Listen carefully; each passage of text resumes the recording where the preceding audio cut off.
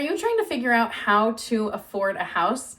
Today we're going to talk about house hacking, how to do it, what it means, and see if that works for you. Stay tuned. Hey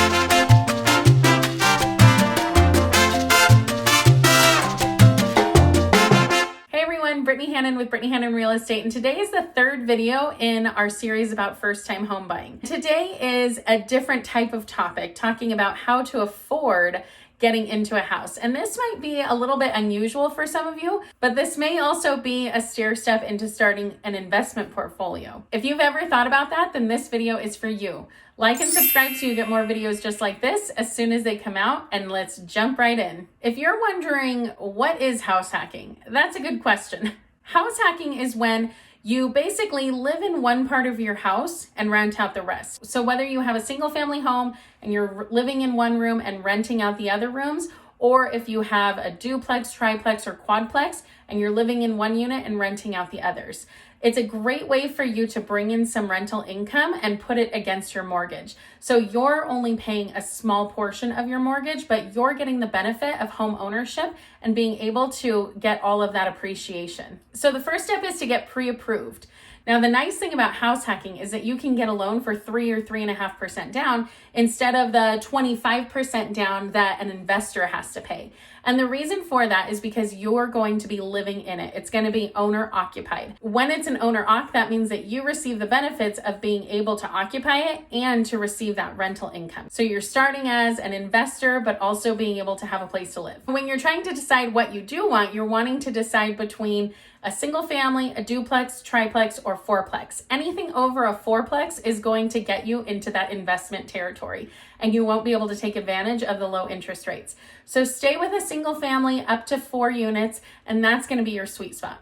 In Southern California, you might think, we don't really have those here, but we do. We have duplexes, triplexes, quadplexes, and we have them in some pretty nice areas. I think you'd be surprised. So think about, a duplex doesn't necessarily have to be 2 of the exact same apartment type places. You could have a single family house with a big enough lot to have a granny flat in the back.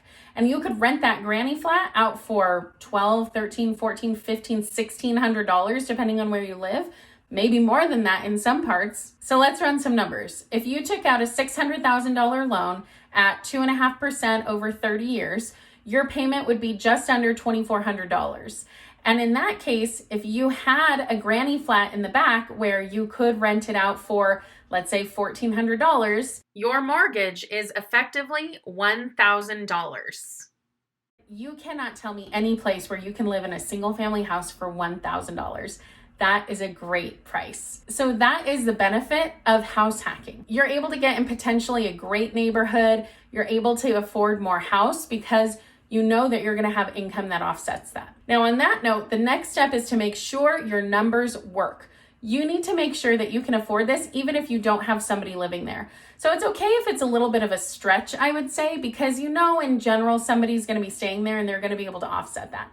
Or you know over the next few years your income is going to go up, so it's going to be okay, you're going to be able to supplement that. But you want to make sure that it's not so far outside of what you can afford in case there are vacancies, in case something goes wrong and you can't have a renter for however long. So making sure your numbers work is key. You don't want to get too emotionally invested in it because at the end of the day, it is supposed to be an investment property. So the last step is to live in it for whatever your seasoning period is, whether it's 6 months or a year. You live in it for that long and then you move out, replace yourself, and do it again.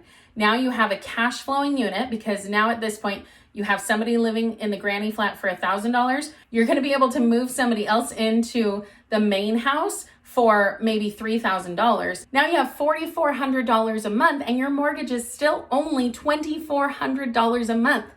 These numbers make sense. So this is something that is a great way for you to get started in your investment career. You can do this again and again, and you want to do what makes sense.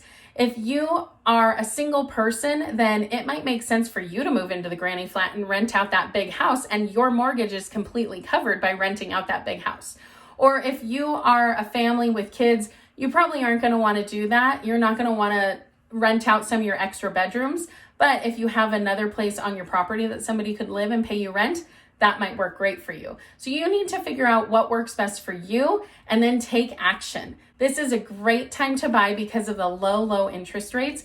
They are giving money away. When you take into account inflation over the next few years, this is effectively free money. So you want to take advantage now and strike while the iron is hot. You want to make sure that you get in as a first-time home buyer. And if this is the way that you need to do it, this is a great way to get into an expensive market, and it's a great way to supplement some income. Well, that's it for today's video. Thank you so much for watching. Comment down below to let me know if you've ever considered house hacking.